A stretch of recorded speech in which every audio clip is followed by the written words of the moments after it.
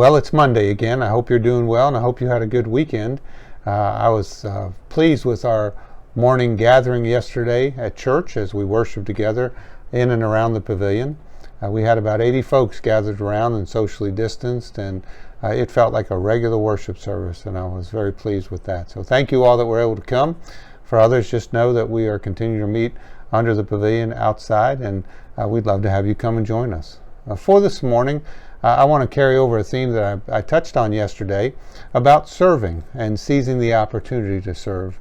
You know, love is something you do. It's not just something you say, well, I feel sorry for what happened to you, or isn't it a shame and I wish I could do something to help.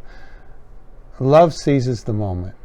I read a recent article about that, and I wanted to share some of the insight from that. One of Jesus' most familiar parables is one that we have often used here at New Bethesda, the parable of the Good Samaritan. It's found in Luke's Gospel in the 10th chapter, and I won't read that all to you, but I would encourage you to go back and look at it. You know the story well.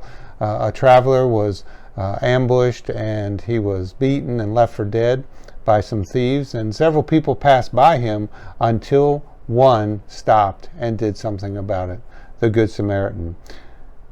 He used what he had, and that's the thing I want us to focus on this morning.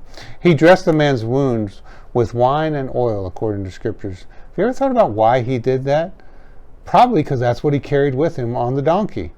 And the wine worked as a sedative because it's alcohol, an antiseptic. The oil worked okay because it would be soothing to the man's wounds. And then the Bible says that the Good Samaritan dressed the man with bandages. Have you ever thought about where those bandages came from? The Bible says that the man was stripped naked, so he didn't have any bandages on him. I'm sure the traveler wasn't carrying a first aid kit with him, and so what did he use?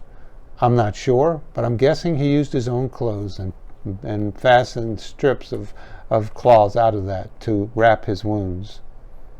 And then the Good Samaritan did what he could with what he had at that particular moment. What a fascinating story of seizing the moment, the opportunity to serve someone else. You know, the world is full of wounded people, particularly nowadays. Do you ever wonder how many people you walk by every day who are hurting and just need a gentle word, or maybe a prayer offered on their behalf, or maybe just a hello, how are you today? And then really listen. They may not be physically wounded, but they could be wounded emotionally. They could be struggling with all that the world is handling them nowadays. They could be wounded spiritually. They could be wounded financially. I don't know. And you may not know. But what they need is your love and your support and your kindness. In Proverbs 3:27 and 28, according to the Message Bible, it says this: never walk away from someone who deserves help.